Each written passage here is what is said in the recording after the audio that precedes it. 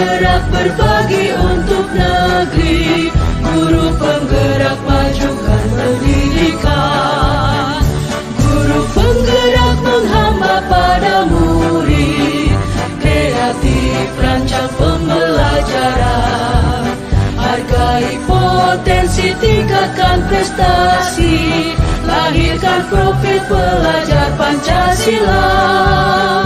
Belajar, bergerak, berbagi untuk negeri, kita menjalin kolaborasi.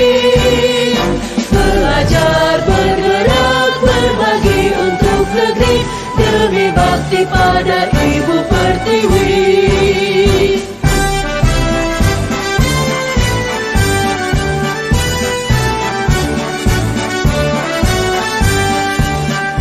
Bulatkan tekad, kuatkan hati, negeri ini memanggilmu kawan.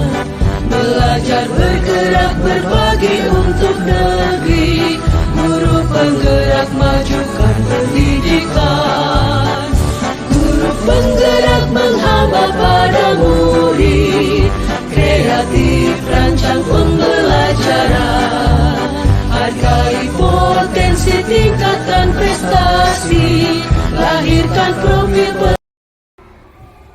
Assalamualaikum warahmatullahi wabarakatuh. Bismillah, alhamdulillah, wassalatu wassalamu ala rasulillah wa ala alihi wa ashabihi wa man tabi'a sunnatahu wal jama'ah min yaumina hadza ila yaumil ba'tsi wal akhbar. Amma ba'd.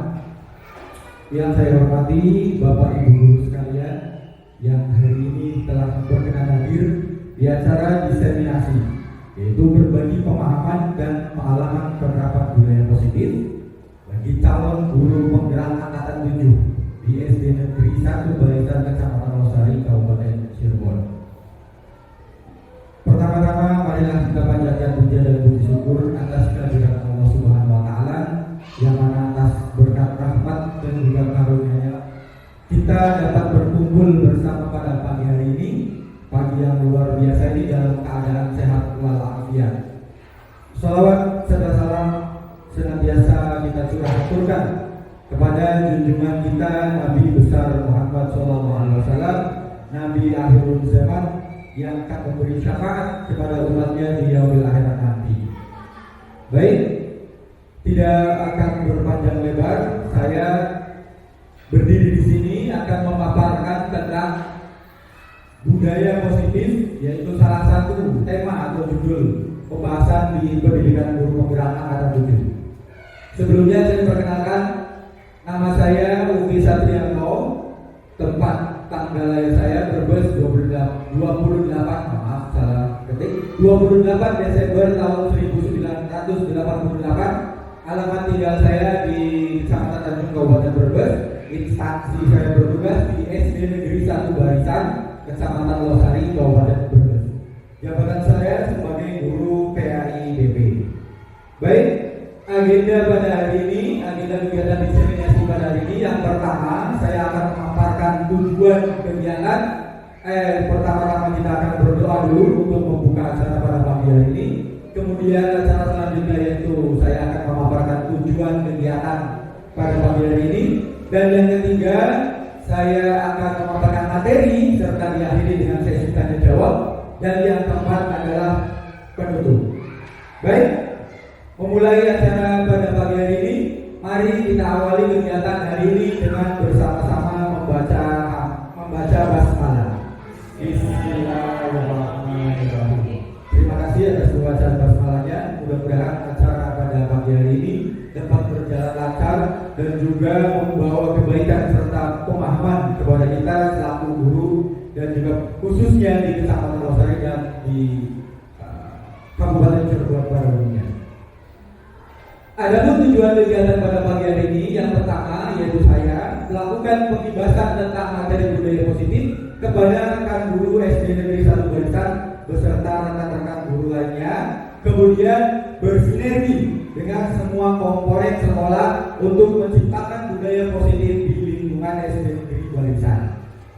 Kemudian konsep inti budaya positif yang akan saya paparkan pada pagi hari ini. Yang pertama tentang perubahan paradigma belajar, kemudian ada disiplin positif, nilai-nilai kebajikan, kebutuhan dasar manusia, motivasi perilaku manusia, posisi kontrol, keyakinan kelas, dan yang terakhir ada segitiga restitusi.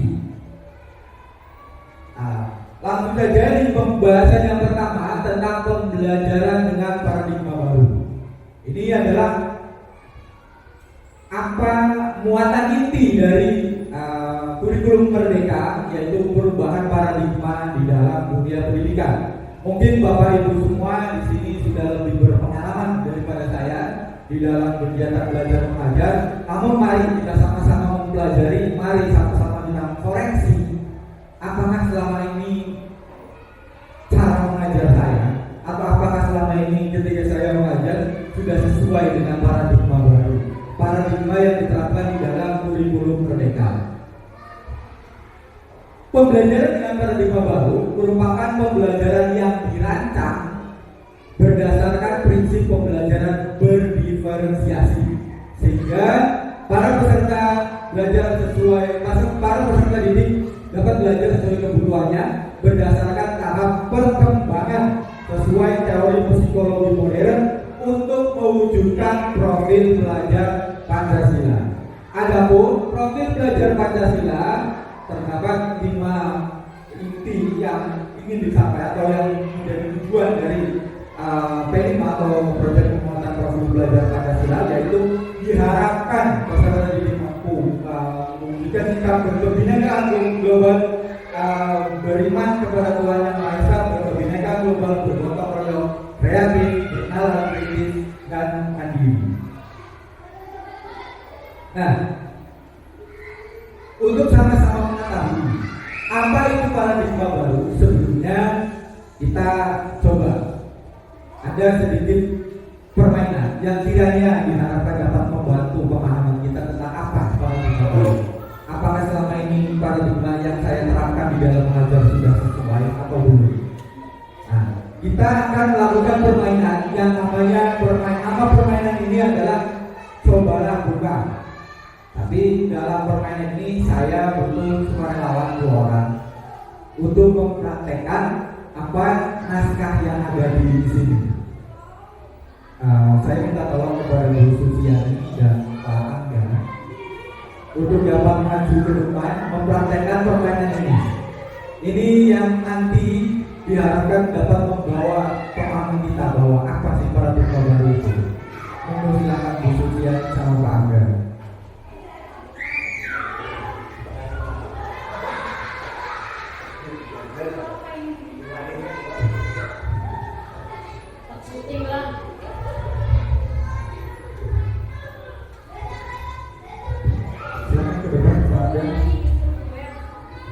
Nah, permainan ini nanti Bu Suci sama Pak Angga salah satu berperan menjadi A dan salah satu berperan menjadi B. Peran yang dilakukan oleh A adalah mengepalkan salah satu tangannya sambil membayangkan bahwa di dalam tangan tersebut A menyimpan sesuatu yang sangat berharga dalam kehidupannya, atau yang sesuatu yang harus dijaga kerahasiaannya, jangan sampai orang lain membukanya apalagi mengambilnya. Nah, kemudian tugas B adalah mencoba dengan segala cara untuk membuka kepala tangan A. B boleh membujuk, menghadik, mengintimidasi, memarahi, menggoda, menggelitik, bahkan menawari A uang agar A bersedia membuka kepala tangannya. Ayo, silakan. Paham ya? Naskahnya paham ya? Silakan, saya beri waktu langsung saja mulai.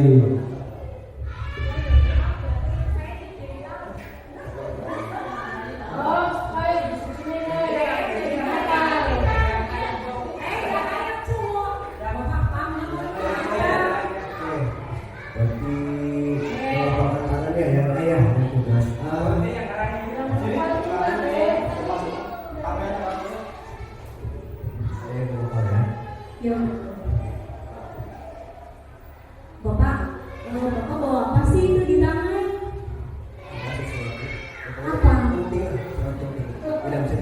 Boleh saya lihat nggak? rahasia. Tidak bisa. Main rahasia-rahasiaan segala. Udah nggak apa-apa, buka aja sebentar. Ya, demi saya masa nggak boleh sih lihat? Saya pikirnya ini tuh harus ada syarat yang harus terpenuhi ketika ini pembukaan. Oh gitu. Syaratnya apa? Syaratnya harus memberikan sesuatu yang benar-benar bisa supaya itu bisa terbuka. Contohnya kayak model nyanyi. Nyanyi. Nggak usah nyanyi Pak, kita nanti saya traktir aja deh, mau nggak? Apa tadi katanya? Mau traktir ke mix itu di Rosaria, Bapak Ibu ya? Iya, kan di sana baru buka Pak.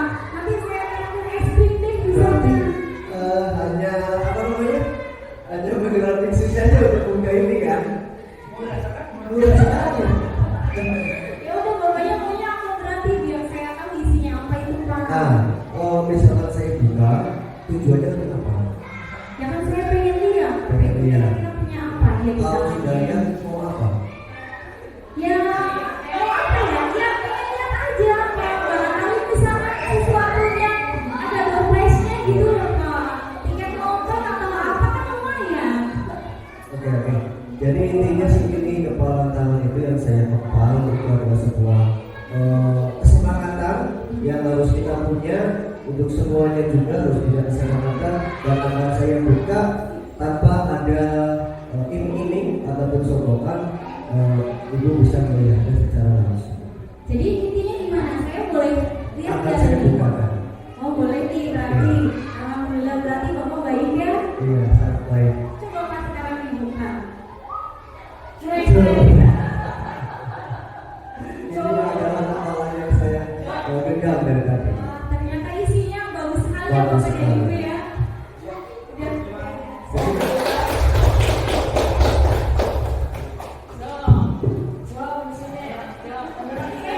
Terima kasih kepada Bu Susi dan Pak Angga yang telah memenangkan dengan baik skenario permainan Coba Buka.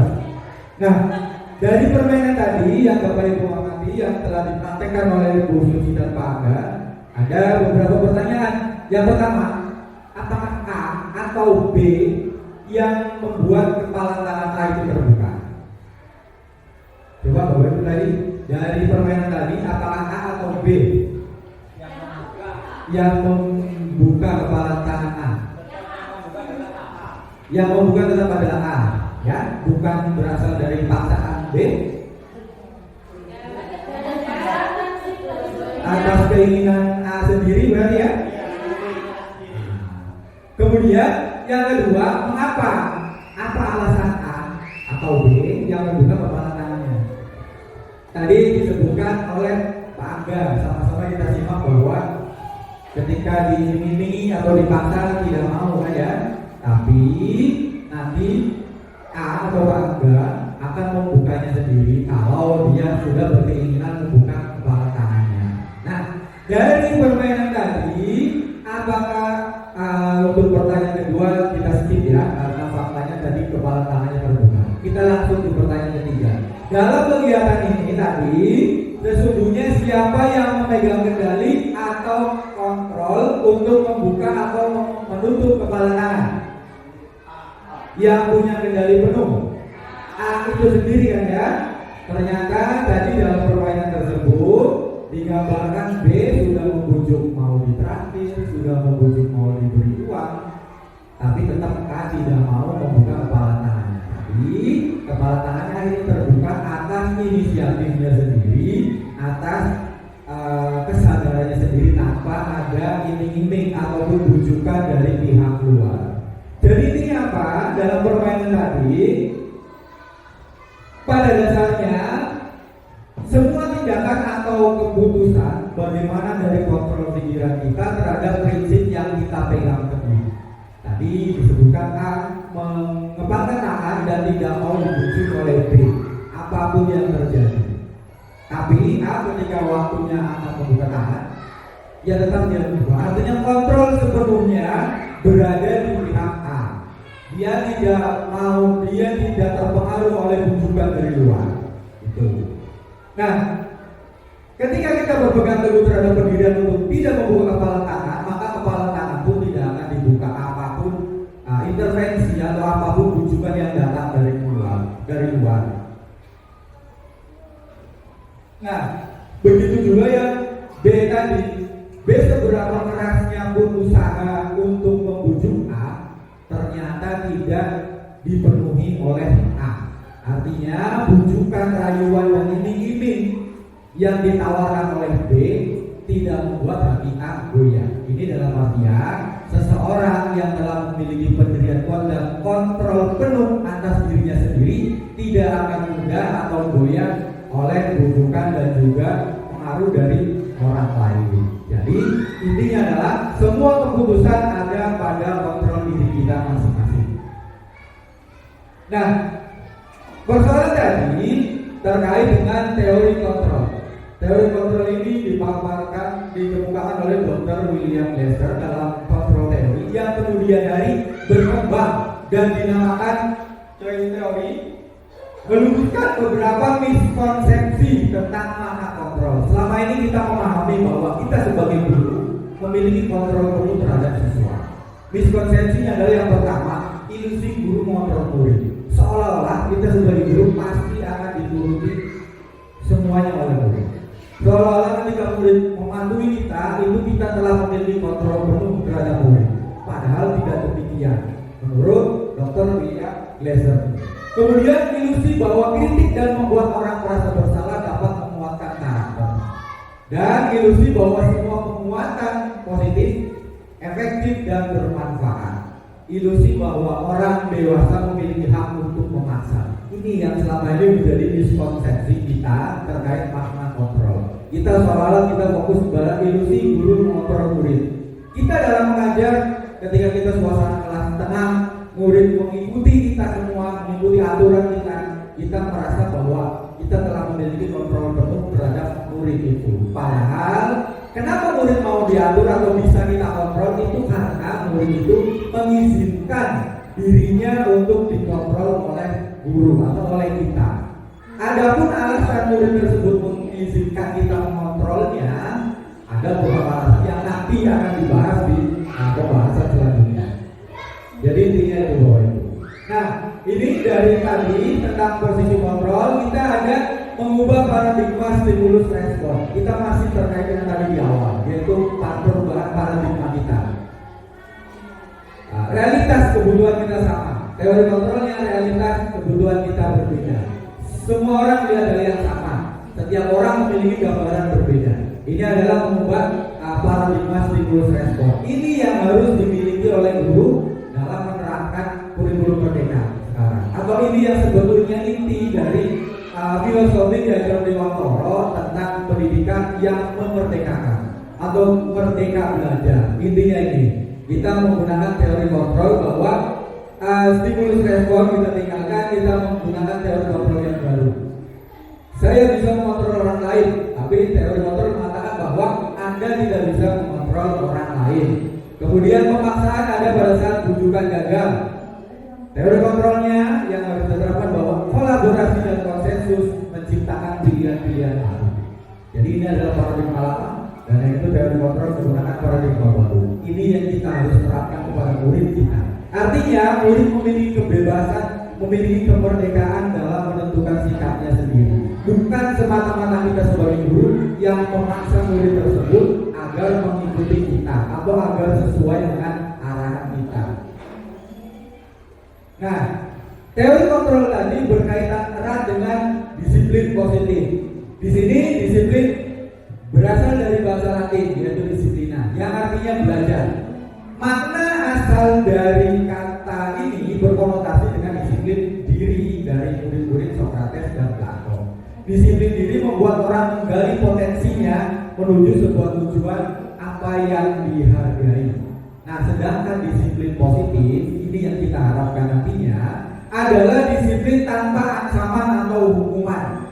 Menerapkan disiplin positif dapat meningkatkan kesadaran siswa dalam membentuk karakter positif. Disiplin positif dapat dibuat melalui kesepakatan antara guru dan siswa agar siswa merasa terlibat dan bertanggung jawab dalam menjalankan disiplin tersebut. Jadi intinya dari tadi kita pelajari tentang perubahan paradigma dan juga teori kontrol, diharapkan kita sekarang beralih bahwa bukan lagi memaksa siswa untuk mengikuti kita, tapi bagaimana caranya menumbuhkan disiplin positif dalam diri siswa agar apa-apa yang dilakukan oleh siswa memang benar-benar berasal atau tumbuh dari dalam dirinya sendiri, bukan atas paksaan dari gurunya, apalagi ancaman dari gurunya. Nah, tujuan mulia dari penerapan disiplin positif adalah agar terbentuk murid-murid yang berkarakter, berdisiplin, santun, jujur, peduli, bertanggung jawab, dan merupakan pembelajar sepanjang hayat sesuai dengan standar kompetensi lulusan yang diharapkan. Nah, ini terkait dengan menurut Ki Hajar Dewantara, masih terkait dengan tadi disiplin positif yang intinya adalah merdeka belajar atau memerdekakan siswa untuk belajar sesuai dengan keinginan dirinya, yaitu merdeka itu artinya tidak hanya terlepas dari perintah, akan tetapi juga cakap buat pemerintah diri sendiri. Ini jadi prinsip pendidikan dari Hajar Dewantara adalah merdeka belajar. Siswa diberi kebebasan ingin belajar seperti apa, ingin menggunakan cara belajar yang bagaimana. Siswa dibebaskan untuk mencari pemahamannya sesuai dengan apa-apa yang dia miliki, apa-apa yang dia mampu, dan kita tidak boleh memaksakan pemahaman tunggal pada semua murid. Karena pada dasarnya semua anak terlahir berbeda-beda, dan semua anak pasti sudah memiliki potensi dan juga bakat bawaannya masing-masing dalam hal kecerdasan, dalam hal kemampuan pemahaman, dan juga dalam hal kecakapan berbicara ataupun berkomunikasi dengan orang lain. Ini inti dari filosofi pendidikan Ki Hajar Dewantara yang mana memerdekakan siswa untuk belajar sesuai dengan keinginannya.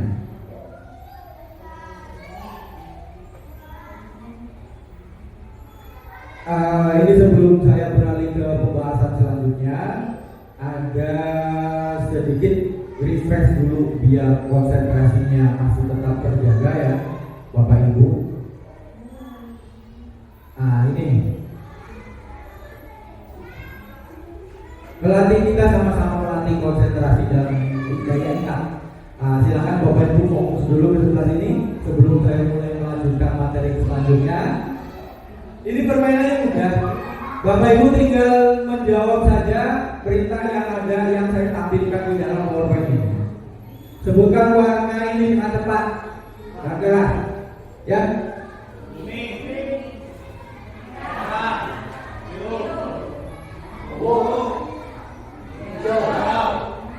Sekarang perintah keduanya, bacalah tulisan berikut ini dengan tepat.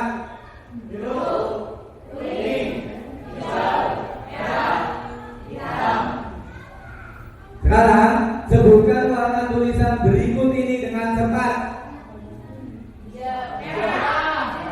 Ayo, konsentrasi, fokus. Sebutkan warna tulisan berikut ini dengan cepat.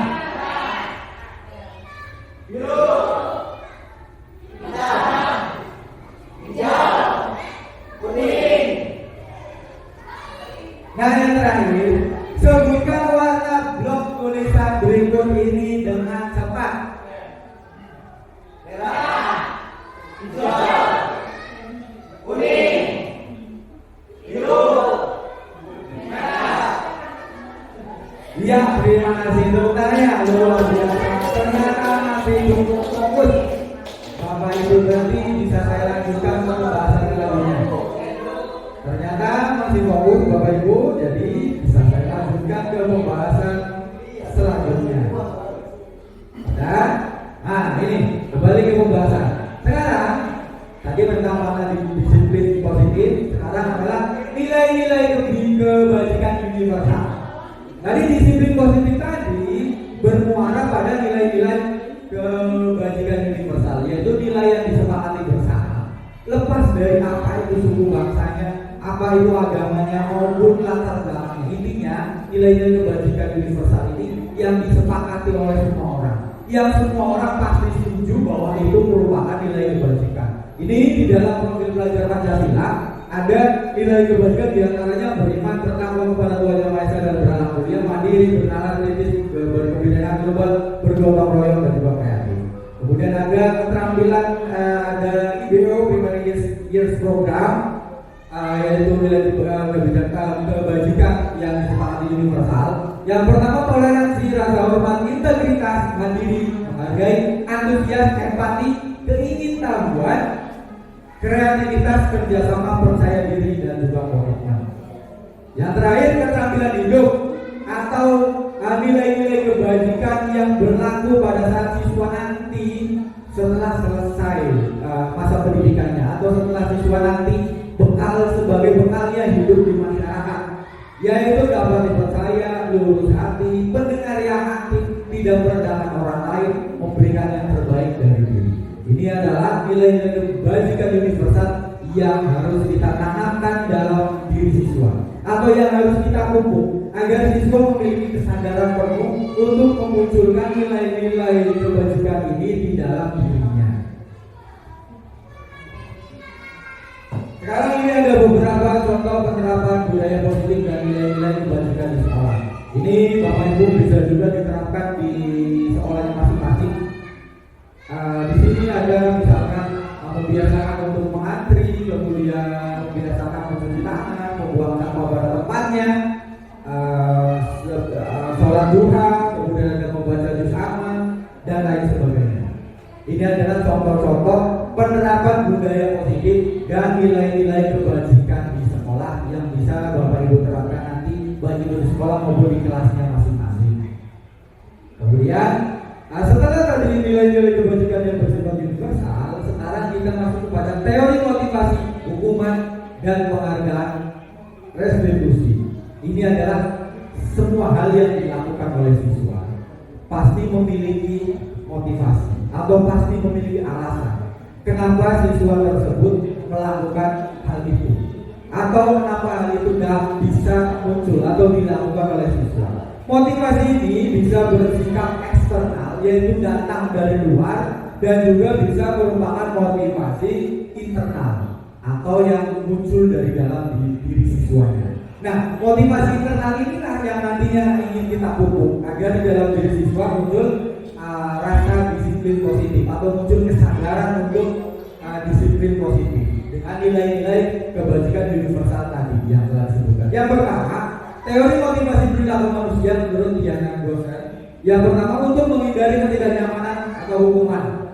Apa yang akan terjadi apabila saya tidak melakukannya? Ini tadi di awal tentang teori kontrol.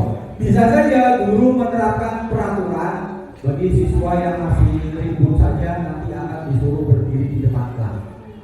Maka ketika siswa tidak ada yang ribut, bukan berarti gurunya telah memiliki kontrol penuh terhadap siswa, tapi siswa yang mengizinkan dirinya untuk dikontrol oleh guru. Kenapa mengizinkan dirinya untuk dikontrol? Ini yang nanti menjadi motivasi eksternal dalam diri siswa tersebut. Motivasi eksternal itu bertujuan agar terhindar dari ketidaknyamanan atau hukuman. Karena siswa tahu kalau saya ribut di kelas nanti akan dihukum berdiri di depan kelas. Maka siswa mengikuti aturan itu karena tidak ingin mendapatkan hukuman dari gurunya. Itu yang disebut sebagai motivasi eksternal. Yang kedua, untuk mendapatkan imbalan dari orang lain atau institusi. Kita menyampaikan kepada siswa yang rajin belajar, nanti yang peringkat 1 akan diberi sepeda misalnya. Maka siswa menjadi rajin belajar bukan karena keinginan yang muncul dalam diri untuk rajin belajar, bahwa kesadaran itu adalah kewajiban saya sebagai siswa untuk belajar agar menjadi orang yang cerdas, agar menjadi orang yang pandai. Tapi ada motivasi lain yang bersifat eksternal yang datang dari gurunya, yaitu mengiming-imingi imbalan atau hadiah, gitu ya. Kemudian yang nomor 3 ini yang harus mulai kita terapkan, yaitu motivasi internal, yaitu motivasi yang datang dari dalam diri siswa, yaitu untuk menghargai diri sendiri sebagai perwujudan kesadaran bahwa saya adalah seorang siswa, kewajiban saya adalah belajar. Saya adalah siswa yang di lingkungan sekolahnya berinteraksi dengan orang lain, berinteraksi di lingkungan sekolah, maka saya harus menerapkan nilai-nilai kebajikan seperti tadi yang sudah dipaparkan sebelumnya, menghormati orang lain dan seterusnya. Itu adalah sebagai wujud menghargai diri sendiri, yaitu motivasi yang muncul dari dalam diri atau motivasi internal. Nah, kiranya itu yaitu teori motivasi ada dua, intinya ada dua motivasi yang memotivasi siswa untuk melakukan suatu tindakan atau untuk menuruti suatu aturan. Motivasi itu adalah yang pertama bersifat eksternal, yang kedua bersifat internal. Biasanya motivasi yang bersifat eksternal itu sifatnya sementara. Ketika konsekuensi atau ketika hal yang menjadi sesuatu yang dihindari atau diinginkan oleh siswa tidak ada, maka siswa dengan sendirinya tidak akan melakukan hal tersebut. Contoh ketika, ayo yang berangkat rajin tiap hari sebelum jam 6:30, nanti ibu beri hadiah uang misalkan. Mungkin siswa akan berlomba-lomba berangkat pagi, karena mengharapkan imbalan dari gurunya. Tapi motivasi itu bersifat sementara atau tidak permanen. Karena nanti ketika imbalan itu tidak ada, siswa akan kembali lagi kepada sikapnya yang semula, misal berangkat seenaknya, tidak peduli mau terlambat atau masuk tepat waktu, karena tidak muncul kesadaran dari dalam dirinya sendiri. Berbeda dengan ketika siswa sudah muncul kesadaran dalam dirinya sendiri, maka itu akan bersifat permanen. Kesadaran dari dalam diri sendiri, saya menghargai diri saya kewajiban saya adalah belajar, mematuhi segala peraturan yang ada di sekolah, menjadi warga yang baik di sekolah, berinteraksi dengan siswa lainnya. Maka itu adalah motivasi internal yang muncul dari dalam diri siswa sendiri yang akan bersifat permanen tanpa peduli entah itu diberi imbalan kan atau akan ada hukuman kan ketika melanggar. Nah, dia tetap memunculkan sikap itu karena muncul motivasi dari dalam dirinya sendiri. Nah, ada suatu hal yang menjadi kontradiksi, yaitu dihukum oleh penghargaan. Ini bahwa penghargaan berlaku sama dengan hukuman. Pemahaman ini bahwa penghargaan yang selama ini kita berikan ternyata berlaku sama seperti hukuman. Dalam artian meminta atau membujuk seseorang melakukan sesuatu untuk memenuhi suatu tujuan tertentu dari orang yang meminta atau membujuk, dorongannya eksternal dan akan ada faktor ketergantungan. Beberapa dampak dari pemberian penghargaan. Ini contohnya, penghargaan menurunkan kualitas, kemudian penghargaan mematikan kreativitas, dan juga penghargaan mengurangi motivasi intrinsik. Nih, kaitannya dengan ini, penghargaan yang kita berikan atau motivasi eksternal itu biasanya jangka pendek penghargaan itu sama seperti menghukum. Contohnya apa Bapak Ibu? Misal begini, kita mau beri tadi anak, diberi penghargaan bagi anak yang punya prestasi bagus. Kalau nilai ulangannya dapat 100, akan diberi hadiah. Maka dia akan memiliki motivasi ekstrinsik, motivasi eksternal untuk mengharapkan hadiah dari gurunya. Ketika hadiah itu diberikan secara terus-menerus, siswa itu akhirnya mengalami ketergantungan atau mengalami rasa, oh ternyata saya kalau belajar rajin dapat hadiah terus ya, ternyata semudah itu. Nah, ketika suatu saat tidak ada lagi penghargaan atau tidak ada lagi hadiah dari gurunya, maka siswa akan kembali lagi seperti semula dan semangat belajarnya pun akan menurun. Maka itu tadi, siswa rajin belajar karena mengharapkan imbalan itu sama saja seperti kita menghukum siswa. Kamu sama saja dengan begini, kamu harus rajin belajar. Kalau nanti nilainya jeblok, ibu beri hukuman untuk berdiri di lapangan jam 12 siang. Itu sama saja. Poinnya adalah melakukan sesuatu karena mengharapkan sesuatu, mengharapkan hadiah, dengan melakukan sesuatu karena menghindari hukuman. Maka penghargaan itu juga sama seperti kita memberi hukuman kepada siswa, karena itu tidak memacu atau tidak memancing motivasi internal dari dalam diri siswa. Kemudian penghargaan juga tidak efektif, seperti tadi yang sudah saya sebutkan bahwa seberapa seringnya kita memberi penghargaan, ketika suatu saat penghargaan itu hilang, maka siswa tidak akan melakukan hal itu lagi atau akan kembali kepada jati diri siswa seperti sebelumnya. Ini, lalu bagaimana untuk menghindari hal tersebut?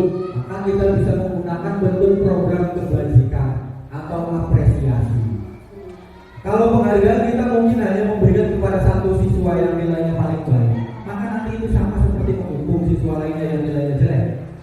Gitu ya, kita hanya mengunggulkan satu siswa, sedangkan siswa lainnya tidak kita pedulikan karena nilainya jelek.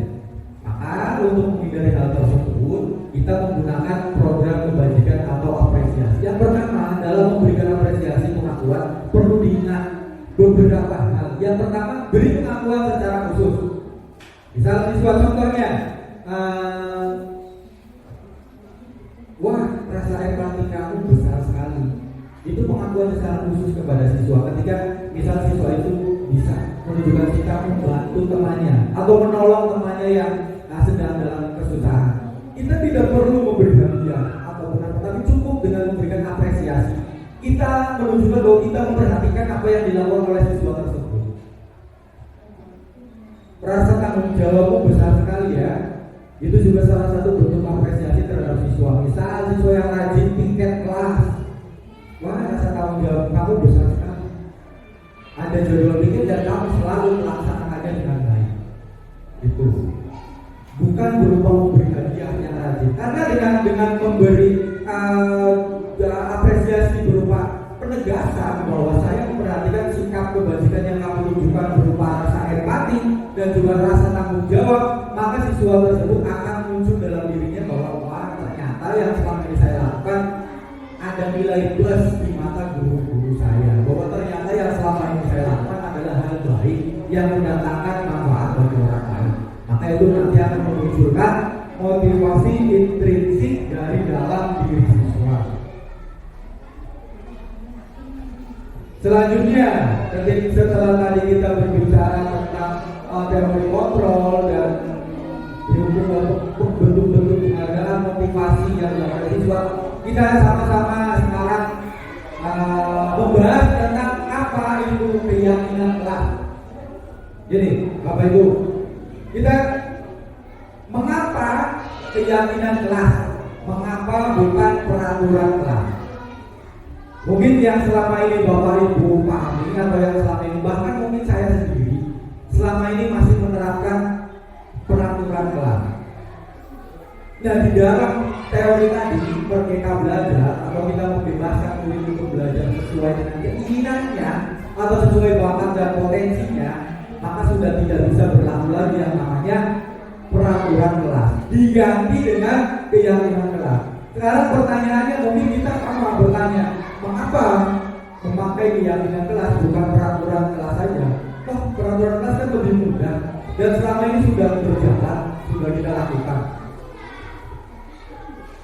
Mungkin ini bisa menjawab kan? Pertanyaan begini, mengapa kita memiliki ada peraturan tentang penggunaan masker dan cuci tangan setiap saat? Coba Bapak Ibu, mengapa ada peraturan kita harus memakai masker dan mencuci tangan setiap saat? Tujuannya apa? Untuk menjaga kebersihan agar sehat. Intinya adalah itu. Kemudian, mengapa kita memiliki peraturan tentang menggunakan helm pada saat mengendarai sepeda motor? Untuk keselamatan ya. Jadi inti dari aturan ini adalah keselamatan dan kesehatan tadi. Nah, ini yang nanti akan kita buat menjadi keyakinan kelas.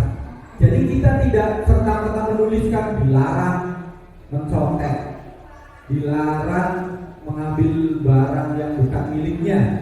Kalau itu kan bentuknya hukuman dengan penggunaan kata negatif, dilarang gitu ya. Tapi mungkin siswa tidak akan tahu kenapa sampai muncul kata dilarang mencontek, kenapa sampai muncul kata dilarang mengambil barang yang bukan miliknya. Nah, maka mulai sekarang kita beralih menggunakannya bukan peraturan tadi, tapi keyakinan kelas, yaitu memunculkan apa sih inti dari aturan yang kita buat, apa nilai yang akan kita munculkan sebagai penguatan. Jadi ini nilai-nilai keselamatan atau kesehatan tadi dari pertanyaan tadi yang kita sebut sebagai suatu keyakinan, yaitu nilai-nilai kebajikan universal tadi yang sudah saya terangkan sebelumnya. Nilai-nilai kebajikan yang tertanam pada keyakinan seseorang akan lebih memotivasinya dari dalam. Jadi kembali lagi kepada teori kontrol tadi, ketika siswa hanya membaca peraturan dilarang, maka dia motivasi yang ada dalam dirinya adalah motivasi eksternal motivasi yang kekal berupa menghindari hukuman. Karena biasanya akan dilarang, maka akan disertai di belakangnya bagi yang melanggar akan dikenai hukuman sebagai berikut. Maka siswa cenderung tidak akan memikirkan inti dari larangan itu apa, tapi akan berpikir bagaimana bisa terhindar dari hukuman itu.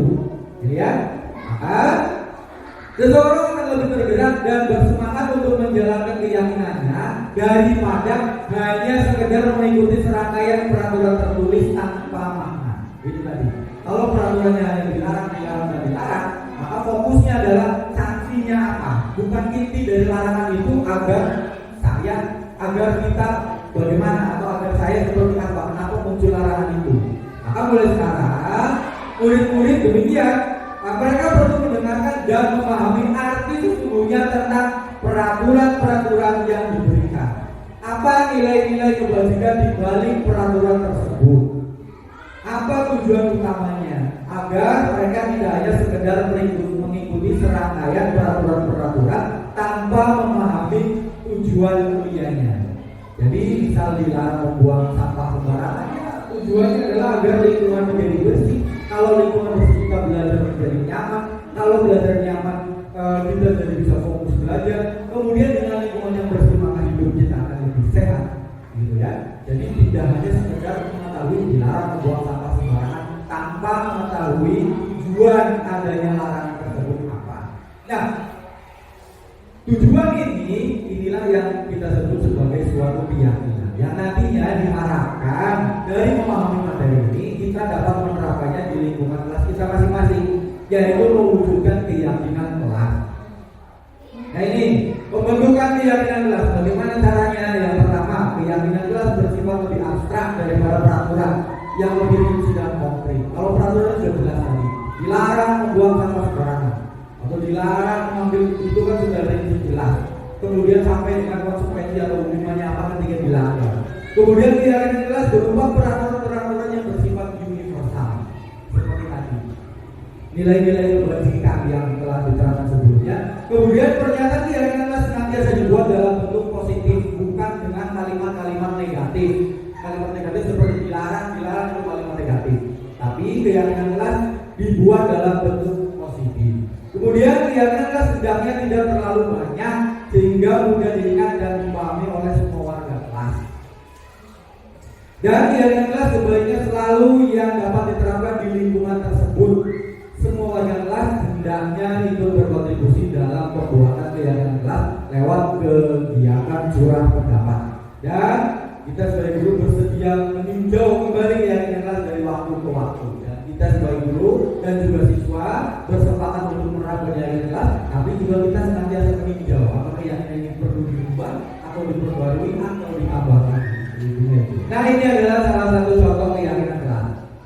Alih-alih menggunakan setiap menggunakan kalimat negatif, kita menggunakan kalimat-kalimat positif. Setiap anggota kelas perlu belajar. Kemudian setiap anggota kelas perlu senang. Setiap anggota kelas perlu melakukan tugas. Jadi bukan kalimat perintah. Semua siswa harus mengerjakan tugas, bukan. Karena kalau semua siswa, maka mindset yang ada dalam pikirannya semua siswa harus mengerjakan tugas, siswa itu merasa diperintah atau merasa dikontrol oleh gurunya. Ketika merasa dikontrol, maka tadi konsekuensinya itu adalah motivasi eksternal. Kalau motivasi eksternal, maka kemungkinannya hanya ada dua, menghindari hukuman atau mengharapkan imbalan. Begitu. Nah, beda dengan setiap anggota kelas perlu melaksanakan tugas, yaitu agar siswa memiliki keyakinan bahwa tugas saya sebagai siswa ya mengikuti pembelajaran dengan baik ketika ada tugas kita kerjakan. Begitu. Kemudian setiap anggota kelas perlu saling menghargai. Jangan hargailah orang lain. Semua anggota kelas wajib menghargai orang lain. Bukan kalimat negatif yang sudah tegas secara jelas. Tapi kita menggunakan setiap anggota kelas perlu saling menghargai. Kemudian ini terkait dengan sikap, yaitu selalu bersikap positif, senantiasa menjadi diri terbaik, percaya dan menghormati orang lain serta barang miliknya, berkomitmen terhadap setiap tugas dan senantiasa membantu. Dan bisa juga dengan menggunakan kalimat bukan kalimat yang bukan kata-kata yang sudah jelas, tapi kita juga bisa menggunakan kalimat seperti intinya adalah agar tertanam rasa hormat kepada orang lain atau saling menghormati orang lain. Maka kalimatnya bisa menggunakan kami meyakini bahwa sangat penting untuk menghormati semua orang dan menghormati orang lain. Kemudian bekerja, kami meyakini bahwa sangat penting untuk mengerjakan segala pekerjaan atau mengikuti kegiatan yang telah ditugaskan. Diterima dan dimiliki, kami meyakini bahwa sangat penting untuk merasa diterima pada suatu kelompok dan saling peduli satu dengan yang lainnya. Itu adalah beberapa contoh yang 16 yang dapat kita coba terapkan di lokasi kita. Alih-alih membuat peraturan yang sudah secara tegas. Dengan bentuk kalimat yang seperti ini akan memacu siswa untuk dapat berpikir lagi, untuk dapat lebih memiliki motivasi dalam dirinya, bukan semata-mata karena mengikuti aturan atau menjadi ancaman dari gurunya, ancaman berupa sanksi dari gurunya. Nah, keyakinan kelas tadi erat kaitannya dengan kebutuhan dasar manusia. Ini adalah materi yang selanjutnya tentang kebutuhan dasar manusia. Kebutuhan dasar manusia adalah segala sesuatu yang kita lakukan untuk mendapatkan apa yang kita inginkan. Seluruh tindakan yang kita lakukan memiliki tujuan tertentu dan semua usaha terbaik yang kita lakukan adalah dalam rangka agar kebutuhan dasar kita terpenuhi dengan baik. Ini juga menjadi motivasi siswa. Artinya siswa bagaimana kita memiliki kebutuhan dasar atau memiliki keinginan yang ada dalam diri. Jika salah satu kebutuhan dasar itu tidak terpenuhi, maka akan menimbulkan dampak negatif atau akan menimbulkan perilaku negatif dalam diri siswa atau bahkan dalam diri kita. Kebutuhan dasar itu yang ada 5. Yang pertama, kebutuhan bertahan hidup, kebutuhan kasih sayang dan rasa diterima, kebutuhan penguasaan, kebutuhan kebebasan dan kebutuhan kesenangan. Ini adalah 5 kebutuhan dasar manusia yang harus terpenuhi. Kalau salah satunya tidak terpenuhi, maka biasanya akan memunculkan sikap yang negatif.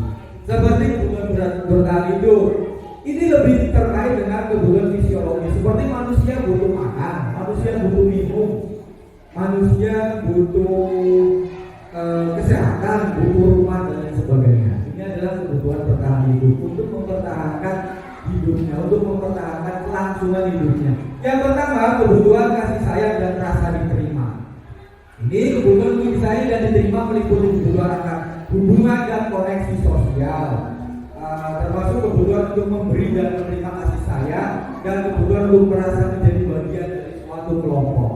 Maka ini penting. Ketika kebutuhan ini tidak terpenuhi, maka misal dalam satu kelas ada siswa yang tidak terpenuhi kebutuhan kasih sayang dan rasa diterimanya, maka kemungkinannya akan ada 2. Satu, siswa itu menjadi nakal atau bandel. Yang kedua, siswa itu menjadi pendiam, mengurung dan tidak mau bergaul dengan orang lain karena merasa terasing dari lingkungannya.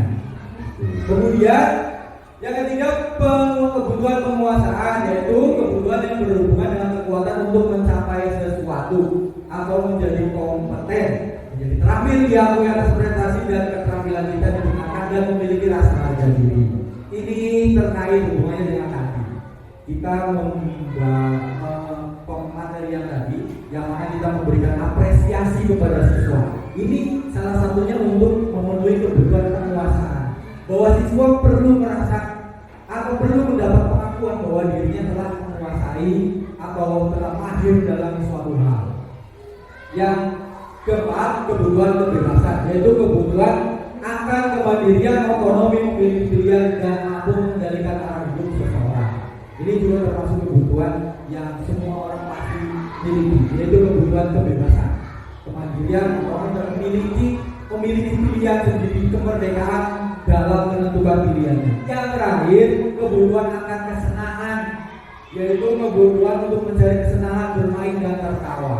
Ini juga wajib dimiliki oleh semua orang, wajib terpenuhi dalam diri semua orang.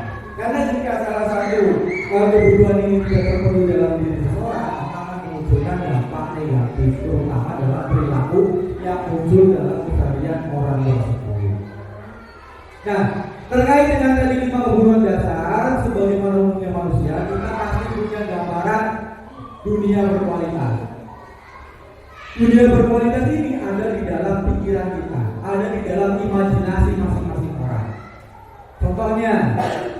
Semua orang pasti memimpikan dunia yang segala macam hal itu positif, kebutuhan dirinya terpenuhi, kebutuhan dasar, 5 kebutuhan dasarnya terpenuhi. Itu adalah dunia berkualitas yang ada dalam imajinasi semua orang. Contoh, seorang siswa datang ke sekolah pasti dalam imajinasinya berharap bahwa dirinya menjadi orang yang pandai, yang kepandaiannya, kemudian mendapatkan pengakuan dari lingkungannya, mendapatkan penghargaan dari teman-temannya. Itu adalah gambaran dunia berkualitas yang ada dalam diri siswa. Intinya, dunia berkualitas adalah segala hal positif atau segala hal yang kita bayangkan dipenuhi oleh nilai-nilai positif yang kita dapatkan dan juga terpenuhinya 5 kebutuhan dasar kita. Nah, dunia berkualitas tempat khusus dalam pikiran ini tadi yang saya sebutkan. Di dalam imajinasi kita pasti kita memimpikan, termasuk guru pun pasti memimpikan kondisi sekolah yang berkualitas, kondisi sekolah di mana siswanya aktif, di mana semua siswanya kreatif, di mana semua siswanya dapat saling berinteraksi dengan orang lain dengan positif. Itu adalah gambaran dunia berkualitas di mata guru, yaitu gambaran memiliki atau berada di lingkungan sekolah yang ideal. Nah, adapun posisi kita sebagai guru untuk membantu mewujudkan anak-anak atau gambaran dunia berkualitas siswa, maka guru dapat membangun interaksi yang memberdayakan dan memerdekakan murid. Maka murid akan meletakkan dirinya sendiri sebagai individu yang positif dalam dunia berkualitas. Coba Ibu ya. Jadi terkait dengan materi tadi masih ada sesi materi selanjutnya. Tapi kita break dulu, refresh dulu ya, Bapak Ibu, biar tetap fokus, refresh dulu. Ini ada satu permainan yang mungkin sudah sering dimainkan ya, Bapak Ibu guru juga sudah sering memainkan ini, tapi akan berbeda ketika kita sedang melakukan materi atau ketika kita sedang mengikuti suatu acara, ketika kita sedang fokus dan pikiran kita sudah mulai tidak fokus, ketika pikiran kita sudah mulai pusing, kita bisa refresh sejenak. Permainannya sederhana. Silakan Bapak Ibu nanti ikuti instruksi saya ya. Kita cuma minta Bapak Ibu untuk tepuk tangan saja. Tapi tepuk tangannya nanti ada aturannya ya. Ketika saya bilang selamat pagi, maka idealnya pagi hari kita masih semangat. Nah, saya minta ketika selamat pagi, tepuk tangannya 3 kali. Kemudian ketika saya bilang selamat siang biasanya tenaganya udah mulai berkurang. Jadi saya minta tepuk tangannya 2 kali saja. 2 kali saja ya, kalau selamat siang. Kemudian selanjutnya selamat sore. Kalau selamat sore udah semakin berkurang lagi tenaganya nih. Jadi tepuk tangannya 1 kali saja. Yang terakhir selamat malam. Selamat malam orang sudah boleh tidur ya. Kita tidak boleh berisik, jadi tidak usah tepuk tangan. Jadi intinya gitu ya. Coba pemanasan, tepuk tangan dulu semuanya Bapak Ibu. Sekarang selamat pagi, selamat siang, selamat sore, selamat pagi, selamat malam. Fokus ya. Kita cuma ada 4 pilihan ya. Selamat sore, selamat siang, selamat malam, selamat pagi. Baik, masih fokus. Tepuk tangan semuanya. Kita semua. Kita lanjut. Mudah-mudahan masih tetap semangat ya. Yang selanjutnya yaitu 5 posisi kontrol guru. Ini kita fokus ke peran kita nih sebagai seorang guru ya. Jangan-jangan selama ini saya ternyata belum berperan sebagaimana mestinya yang diinginkan oleh pendidikan atau yang sesuai dengan tujuan pendidikan. Karena ternyata seorang guru itu dalam menghadapi siswanya memiliki 5 posisi kontrol ini. 5 posisi kontrol ini kita belajar semua, yaitu yang pertama penghukum, yang kedua pembuat merasa bersalah, yang ketiga sebagai teman, yang keempat sebagai pemantau, dan yang kelima sebagai manajer. Nah, mari kita sama-sama belajar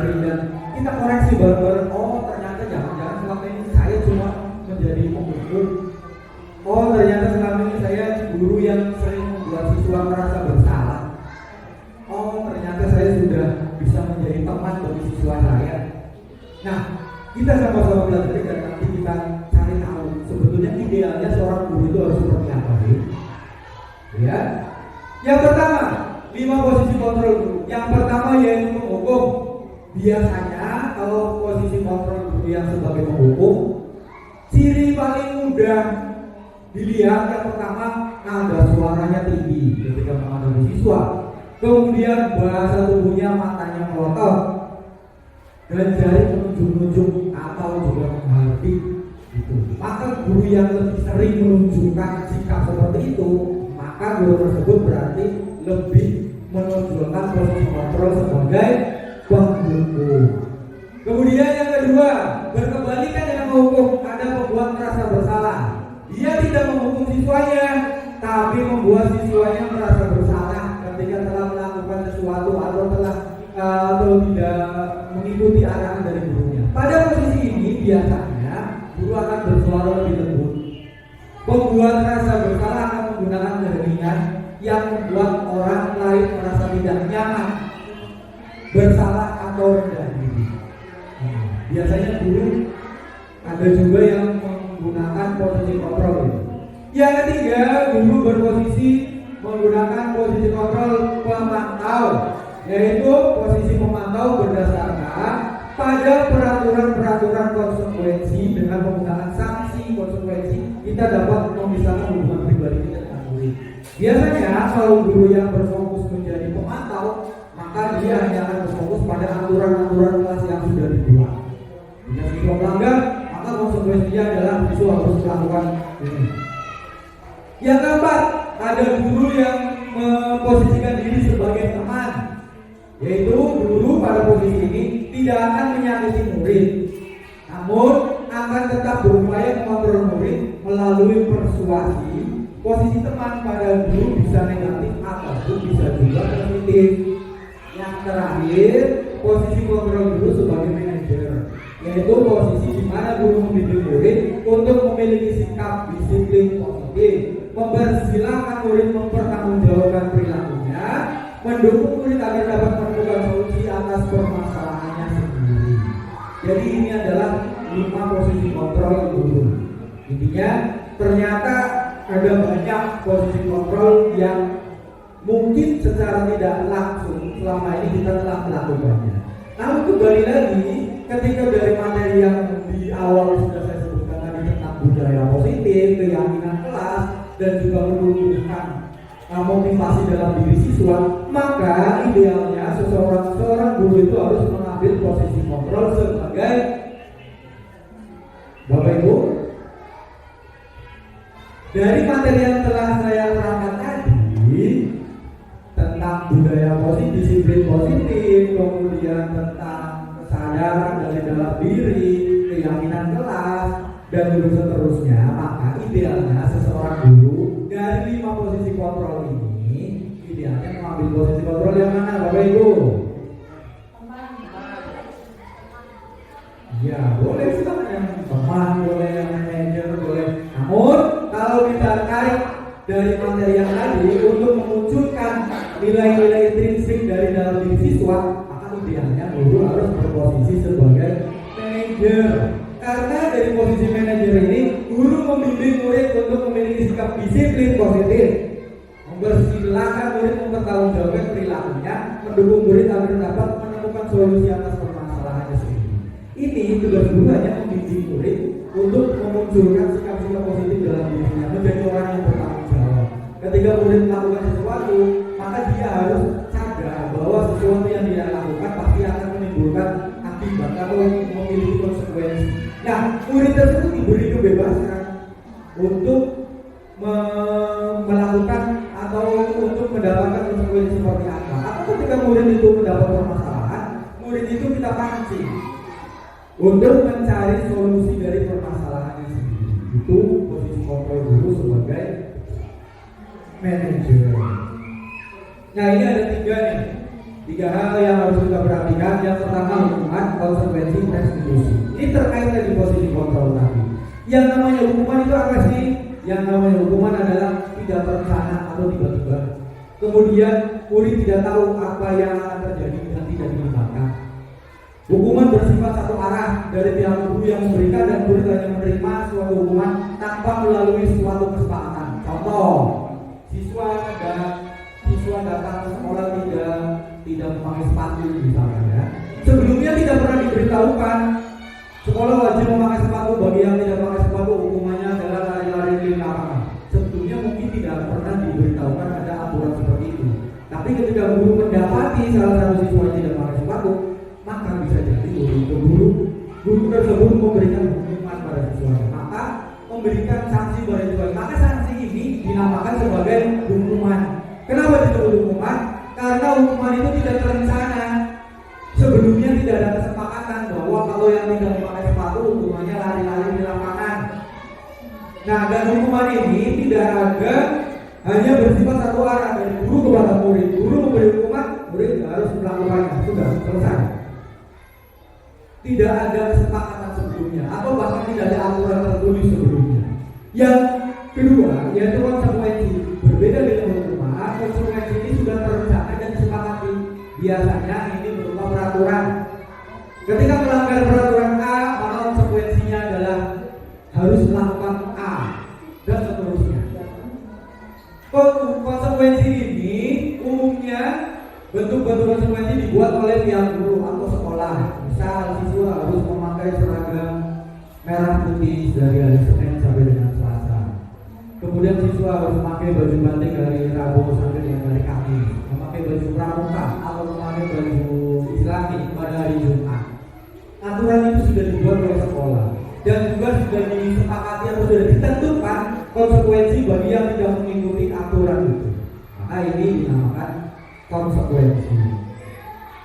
Pada konsekuensi murid tetap dibuat tidak nyaman atau tidak nyaman untuk jangka waktu pendek. Ini keduanya hukuman dan konsekuensi masih berupa motivasi ekstrinsik atau motivasi yang bersifat eksternal. Kaitannya tadi dengan motivasi siswa ketika melakukan sesuatu, maka salah satunya adalah antara menghindari hukuman atau mengharapkan penghargaan. Maka dua ini, hukuman dan konsekuensi, kaitannya dengan motivasi eksternal atau motivasi yang datang dari luar. Jikapun murid mendapatkan ini, belum tentu akan berubah sikapnya, karena motivasi dari dalam dirinya belum terbentuk atau tidak terbentuk. Motivasi mereka hanya menghindari hukuman atau mengharapkan imbalan. Nah, yang ketiga, ini yang harus kita lakukan, yaitu restitusi. Proses menciptakan komunikasi bagi murid untuk memperbaiki kesalahan. Kemudian proses kolaboratif yang mengajarkan murid untuk mencari solusi sendiri atas kesalahan yang dibuatnya. Contoh tadi, misalnya ada aturan harus memakai baju pramuka setiap hari Jumat. Ternyata ada murid yang tiap hari Jumat tidak membawa baju pramuka. Maka jangan diberi hukuman terus menerus. Tiap hari Jumat kalau yang tidak memakai baju pramuka dihukum hormat bendera di lapangan jam 12 siang. Kita tidak mencari solusinya, atau kita tidak mengajak murid berbicara kenapa kalau dia Jumat tidak memakai baju pramuka. Intinya kita hanya melihat kesalahan, ya kita beri hukuman atau beri sanksi. Itu namanya hukuman konsekuensi. Kalau restitusi, ketika kita melihat siswa melakukan suatu pelanggaran atau hal yang sebelumnya tidak atau melanggar keyakinan kelas yang telah dibuat, maka prosesnya adalah menciptakan komunikasi dari guru. Kita guru mengajak berkomunikasi siswa, apa alasan melakukan tersebut. Kemudian mengajak murid untuk mencari solusi sendiri atas kesalahan yang dibuat, agar kamu tidak melakukan kesalahan itu lagi. Apa solusi yang kamu tawarkan? Atau kamu punya jalan keluarnya tidak? Contoh misal seragam, kamu punya seragam di rumah, seragam pramuka tidak? Kalau tidak punya, ada tidak saudaranya yang punya seragam yang sudah tidak terpakai? Itu namanya kita mencarikan solusi. Nah, proses tersebut namanya adalah proses restitusi. Contoh penerapan lima posisi kontrol guru. Kasus 1, siswa terlambat masuk kelas. Berdiri di depan sampai jam pelajaran selesai. Ini adalah tipe guru penghukum. Kemudian gurunya ngomong, berapa kali bapak ibu harus beritahu kamu selalu saja mengecewakan bapak ibu. Itu adalah posisi guru sebagai pembuat merasa bersalah. Kemudian nih, guru sebagai teman, ayo dong ikuti aturan sekolah. Tolonglah bantu bapak ibu yang kali ini saya biasanya suaranya lebih friendly, lebih seperti ngomong dengan orang yang seukuran atau dengan temannya. Maka guru yang lebih sering berkomunikasi begitu, ini disebut sebagai guru yang menerapkan posisi kontrol sebagai teman. Kalau pemantau berkomunikasi dengan siswanya, kamu sudah melanggar peraturan sekolah, kamu tahu konsekuensinya.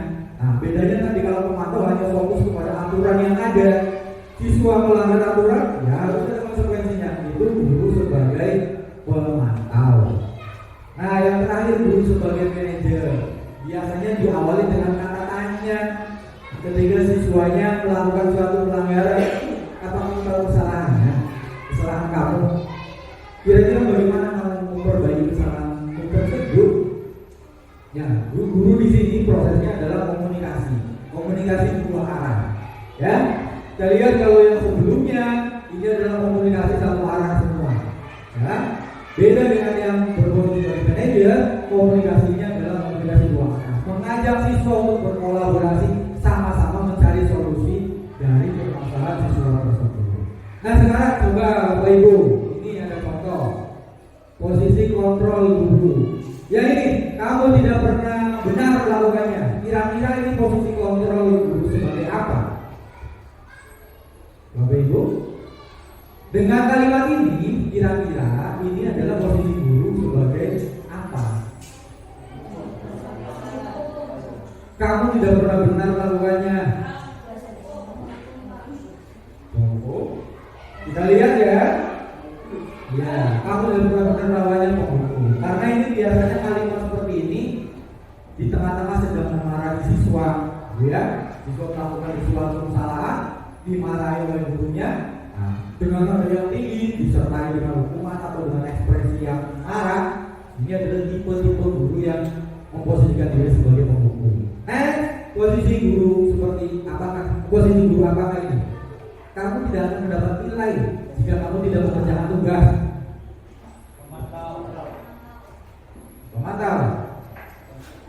Posisi guru pemantau, ya. Karena ini terkait dengan aturan dan konsekuensi. Kamu tidak akan dapat nilai kalau tidak mengerjakan tugas. Guru itu hanya fokus kepada aturan yang sudah dibuat atau aturan yang sudah ada. Ya. Yang terakhir, studi kasus. Ini saya bacakan ya. Nanti kira-kira ini bagaimana? Studi kasus ini adalah Andi kurang menguasai pelajaran matematika, sehingga pada saat pelajaran tersebut berlangsung, dia lebih banyak berdiam diri dan tampak tidak bersemangat mengikuti pelajaran. Saat guru matematikanya, Pak Ahmad, menanyakan pertanyaan seputar materi yang sedang diajarkan, Andi menjadi gugup karena tidak bisa menjawab dan tidak sengaja menjatuhkan tempat minumnya dari meja, sehingga akhirnya pun tumpah. Seluruh kelas menjadi gaduh, menertawakan perilaku Andi yang tampak bingung dan salah tingkah tersebut. Pak Ahmad saat itu membiarkan teman-teman Andi menertawakannya, sehingga Andi tampak malu luar biasa. Malahan Pak Ahmad meminta Andi untuk maju ke depan dan berdiri di depan kelas sambil mengangkat satu kakinya karena tidak bisa menjawab pertanyaan Pak Ahmad. Kelas semakin gaduh dan anak-anak pun tertawa melihat Andi berdiri di depan kelas sambil mengangkat satu kakinya. Nah, dari cerita tadi, pertanyaan ini, kira-kira apakah Bapak Ibu setuju dengan tindakan Pak Ahmad terhadap Andi? Setuju tidak Bapak Ibu? Ya. Kenapa? Terlalu berlebihan. Ada lagi? Membuat malu. Ya. Kemudian, menurut Bapak Ibu, bagaimana dampak yang dirasakan oleh Andi secara psikologis? Minder, malu, ya. Nah, dari dampak itu apakah baik atau buruk bagi Andi? Buruk ya. Yang terakhir, berada di posisi kontrol mana Pak Ahmad? Penghukum. Maka posisi penghukum itu idealnya jangan sampai kita lakukan, ya. Karena memberi hukuman apalagi sampai membuat siswa merasa malu di depan teman-temannya, itu bukan menumbuhkan disiplin positif atau kesadaran diri, yang ada malah mental siswa siswa menjadi don, ya, menjadi terbebani. Malah yang ada nantinya dia akan semakin ngaco lagi, ya, nggak berangkat sekolah. Itu yang dampak paling buruknya lagi, malas bersekolah, malu untuk teman-temannya, gitu ya. Nah ini dengan yang terakhir yaitu segitiga restitusi. Ini tadi posisi kita guru sebagai manajer idealnya mau tidak mau harus menerapkan ini segitiga restitusi. Restitusi segitiga restitusi sendiri merupakan upaya mendisiplinkan siswa dengan cara siswa sendiri yang menyelesaikan masalahnya dan membuat mereka bertindak sesuai dengan keinginan ideal yang didasarkan pada keyakinan kelas. Tahapan segitiga restitusi ada 3 tahap. Yang pertama menanyakan keyakinan, yang pertama menstabilkan identitas, yang kedua validasi tindakan yang salah, dan yang ketiga adalah menanyakan keyakinan. Ini adalah tahapan ketika guru mendapati siswa membuat kesalahan. Kita menerapkan segitiga restitusi. Tahapannya adalah ini. Pertama, menstabilkan identitas siswa, validasi tindakan yang salah, dan yang ketiga menanyakan keyakinan. Menstabilkan identitas yaitu berdasarkan pada prinsip membuat kesalahan adalah bagian dari proses pembelajaran. Artinya ketika siswa berbuat salah, tidak serta-merta guru mengambilinya atau menyalahkannya sepenuhnya bahwa itu adalah perbuatan yang jelek, perbuatan yang buruk. Tapi kita menstabilkan identitas bahwa tidak ada salahnya sesekali berbuat salah. Toh kesalahan itu adalah salah satu bagian dari proses, gitu ya. Contoh kalimatnya yang bisa digunakan adalah berbuat salah itu tidak apa-apa, atau tidak ada manusia yang sempurna, atau saya juga pernah melakukan kesalahan seperti itu. Jadi membuat siswa tidak merasa dihakimi, tidak merasa dipersalahkan oleh gurunya. Ini adalah tahap awal melakukan segitiga restitusi. Yang kedua, validasi tindakan yang salah, yaitu berdasarkan prinsip bahwa setiap perilaku berupaya memenuhi suatu kebutuhan. Terkait dengan tadi motivasi 5 kebutuhan dasar manusia, bahwa pasti ketika siswa melakukan sesuatu pasti ada salah satu dari 5 kebutuhan dasar itu yang tidak terpenuhi. Atau ketika siswa melakukan sesuatu pasti dia punya alasan kenapa sampai hal tersebut dilakukan. Maka kalimat yang bisa digunakan adalah padahal kamu bisa melakukan yang lebih buruk dari ini ya, untung saja cuma itu. Bisa contoh seperti itu. Atau kamu pasti punya alasan mengapa melakukan hal itu. Atau bisa juga kamu boleh mempertahankan sikap itu, tapi kamu harus menambahkan sikap yang baru ya. Itu adalah beberapa contoh kalimat yang digunakan di segitiga restitusi dalam tahap validasi tindakan yang salah. Artinya kita tidak sepenuhnya menyalahkan siswa atas hal yang dilakukannya. Yang terakhir atau yang ketiga yaitu menanyakan keyakinan. Ini adalah berdasarkan prinsip teori kontrol bahwa pada dasarnya kita termotivasi secara intrinsik. Intinya siswa itu tujuan melakukan segitiga restitusi adalah memunculkan kesadaran dalam diri siswa, membuat siswa merasa termotivasi untuk melakukan hal-hal yang baik atau mengikuti kesepakatan kelas yang telah dibuat. Maka kalimat yang bisa digunakan adalah apa yang kita percaya sebagai kelas atau keluarga, apa nilai-nilai umum yang kita telah sepakati, ya nilai-nilai umum ini yang tadi di kesepakatan kelas sudah kita bahas. Kemudian apa bayangan kita tentang kelas yang ideal, ini kita buat sebelumnya di kesepakatan kelas. Kemudian kamu mau jadi orang yang seperti apa? Nanti hasil dari pertanyaan ini ketika siswa menyampaikan jawabannya, kita bisa memancing siswa untuk mencari solusinya atau untuk bersama-sama mencari solusinya. Misal, apa gambaran bayangan kita tentang kelas yang ideal? Misal, sebelumnya kita telah berkesepakatan bahwa semua siswa harus saling tolong-menolong atau tidak boleh membuli temannya. Maka ketika siswa melakukan kesalahan membuli temannya, segitiga restitusinya dengan menanyakan keyakinan kelas agar siswa mencari solusi gimana agar kamu tidak melakukan atau mengulangi lagi perbuatan itu. Ya, jadi intinya restitusi adalah sebuah upaya untuk membuat siswa mampu mengevaluasi diri mereka sendiri agar menjadi manusia yang baik sesuai dengan nilai-nilai kebajikan universal dan sebuah upaya agar setiap kesalahan yang dilakukannya menjadi bahan pembelajaran agar dirinya menjadi lebih baik, menjadi lebih kuat karakternya, dan penghargaan pada diri mereka sendiri pun menjadi bertambah.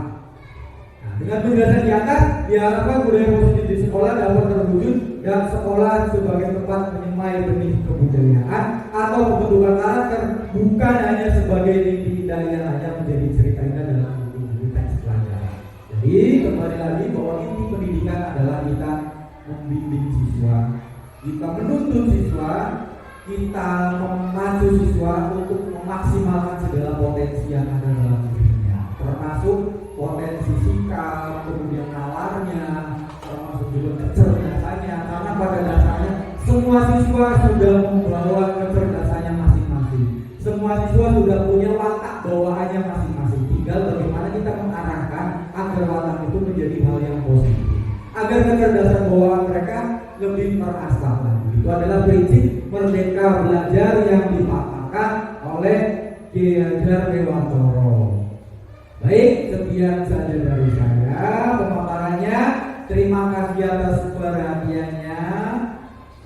Saya buka kesempatan tanya jawab dulu, ya. Tapi sebelum tanya jawab, refresh lagi, permainan lagi. Siap Bapak Ibu ya? Permainan dulu lah, biar refresh lagi. Oke, instruksinya coba Bapak Ibu tangannya di atas, dua-duanya. Tangan di atas dulu dua-duanya.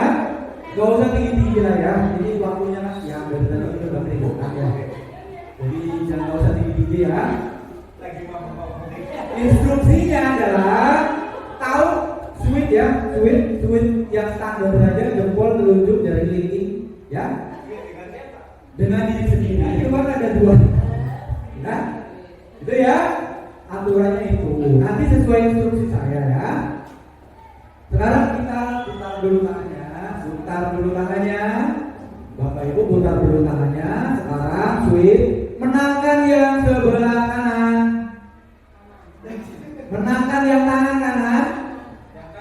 Nah, tahu yang terus ya, jempol, telunjuk, kelingking. Jempol menang dengan telunjuk, telunjuk menang dengan kelingking, kelingking menang dengan jempol. Oke ya, putar dulu. Menangkan yang sebelah kiri. Menangkan yang sebelah kiri, ayo fokus sama ya, fokus dulu, fokus. Menangkan yang sebelah kiri, putar lagi. Menangkan yang sebelah kanan. Ya, fokus ya. Putar lagi, satu kali lagi, putar lagi. Buat seri tidak ada yang menang. Nah, paling mudah itu ya, paling mudah buat seri. Baik, terima kasih. Saya beri kesempatan ada penanya, silakan Bapak Ibu. Ya, Bu. Pak Zeni silakan.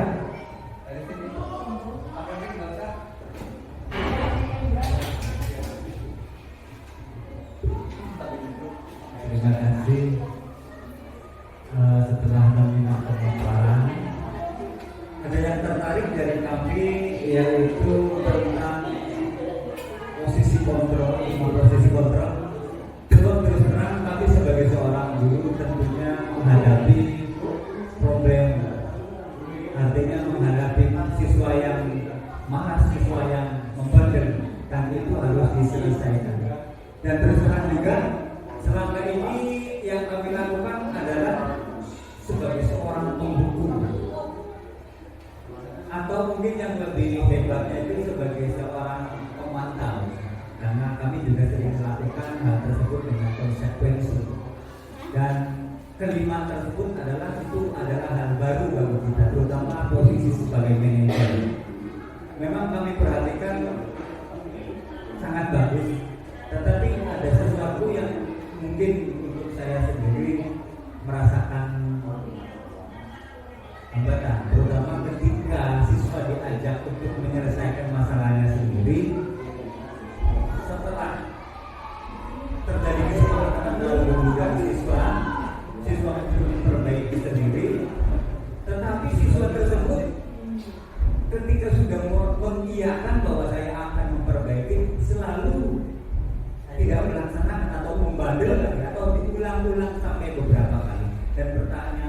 ketika menemukan siswa tersebut, posisi mana lagi yang harus terima kasih.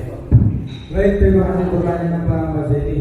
Jadi intinya adalah ketika kita menghadapi siswa yang kita sudah coba menggunakan posisi kontrol sebagai manajer, ternyata siswa tersebut masih terus saja mengulang-ulang kesalahannya. Mungkin itu sama, kita pasti mengalami itu semua. Karena tidak dipungkiri seperti tadi yang sudah saya sebutkan bahwa semua siswa itu memiliki watak bawaannya masing-masing. Tidak ada siswa yang sama, ya. Maka kita boleh mengkombinasikan dengan posisi kontrol yang lain. Ketika dibutuhkan, kita bisa sekali waktu menjadi manajer. Kesepakatan ada konsekuensi, kesalahan ada hukumannya, itu boleh.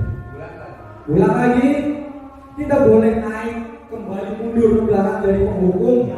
Siapa tahu bisa jerah. Tapi tetap kita kombinasikan dengan menjadi manajer. Ya, jadi penghukum boleh, dari pemantau boleh, tapi tetap kita fokuskan jadi manajer. Kalau kesalahannya sudah berulang-ulang kali, sekali waktu dihukum tidak masalah. Ya, tapi jangan itu yang kita terapkan di semua siswa. Ini kan kondisi di kasus-kasus tertentu, gitu Pak ini ya, maksudnya ya. Ya kurang lebihnya seperti itu, bahwa kita bisa mengkombinasikan 5 posisi kontrol tadi. Ya, walaupun kita diharapkan berfokus kepada posisi kontrol kita sebagai manajer. Ya Bapak Ibu, ada pertanyaan lagi? Tidak ya? Baik, cukup ya. Alhamdulillah, berarti sudah paham semua Bapak Ibu ya. Baik, terima kasih atas perhatiannya. Mudah-mudahan apa yang kita pelajari hari ini dapat bermanfaat bagi Bapak Ibu semuanya. Sekian dari saya. Mohon maaf apabila banyak kekurangan. Syukur untuk wallahul muwaffiq ila aqwamit thoriq. Wassalamualaikum warahmatullahi wabarakatuh.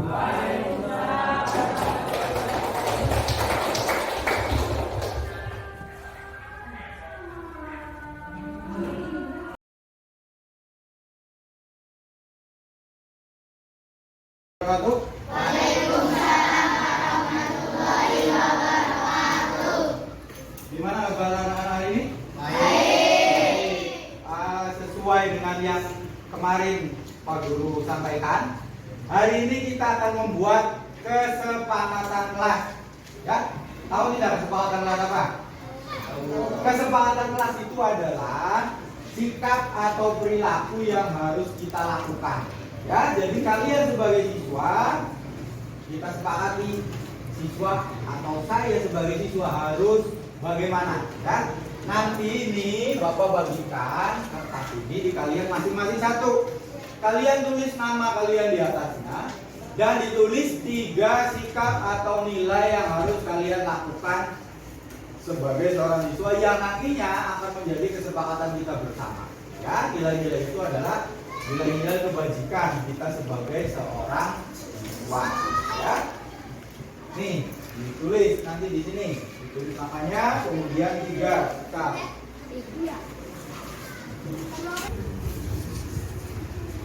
Jujur, menghargai teman, saling menolong, tidak boleh mengejek,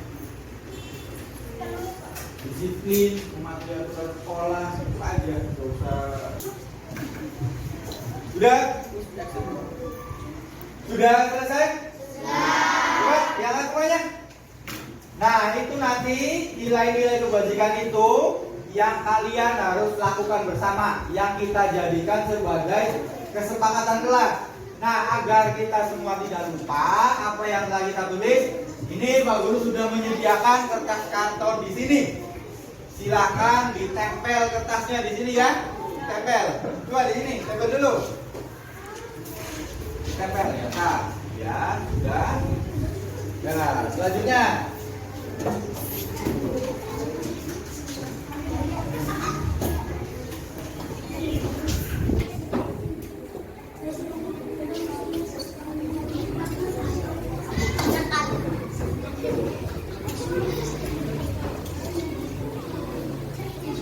Udah, mau di bawah.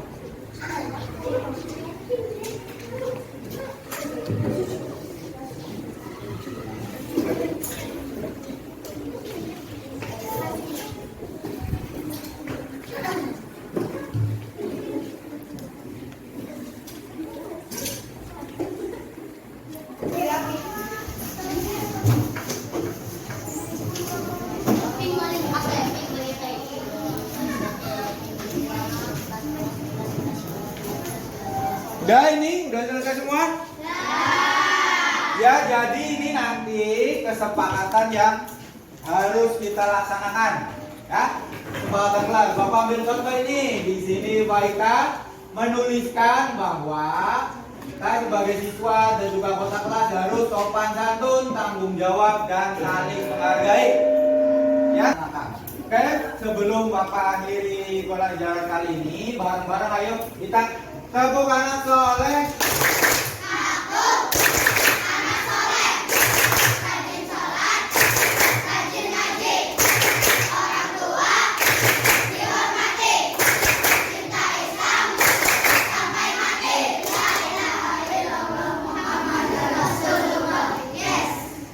Baik, tepuk tangan buat kita semua.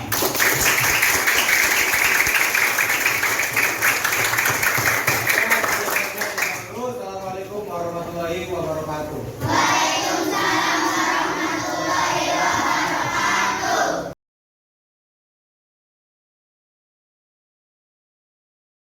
Perkenalkan, nama saya Ibu Murniasih, teman sejawat dari Pak UB. Saya sangat berterima kasih dengan adanya program Guru Penggerak, khususnya Pak UB. Saya sangat bangga sekali dengan adanya program ini supaya lebih meningkatkan lagi mutu pendidikan, khususnya untuk di SD barisan ini. Nah, selanjutnya supaya akan lebih berkembang lagi dan harapan saya akan lebih maju lagi mutu pendidikan di tingkat selanjutnya. Terima kasih perkenalan dari kami untuk Guru Penggerak Angkatan 7 dari Saudara Pak Upi Satrianto. Assalamualaikum warahmatullahi wabarakatuh. Perkenalkan, nama saya Abdullah. Saya rekan sejawat dari Bapak Upi Satrianto. Saya sangat senang dengan adanya program Guru Penggerak. Mudah-mudahan apa yang sudah dipelajari oleh Pak Upi dapat diterapkan di SD Negeri 1 Barisan sehingga dapat membawa perubahan positif untuk SD Negeri Barisan. Sekian dari saya. Wassalamualaikum warahmatullahi wabarakatuh.